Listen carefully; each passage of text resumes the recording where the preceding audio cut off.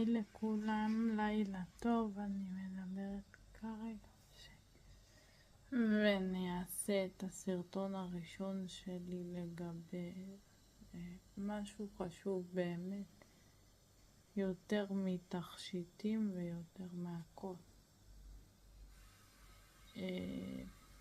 דברים שמעצבנים אותנו ואיך אנחנו פותרים אותם.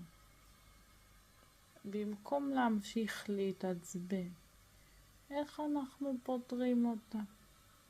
אפשר לכתוב, אם למישהו יש משהו להגיד, אפשר רק להקשיב לסרטון. תלוי מה אתם בוחרים לעשות, זה כבר הבחירה שלכם. תוכלו לעשות לייק, להגיב בסוף הסרטון. איך אתם הייתם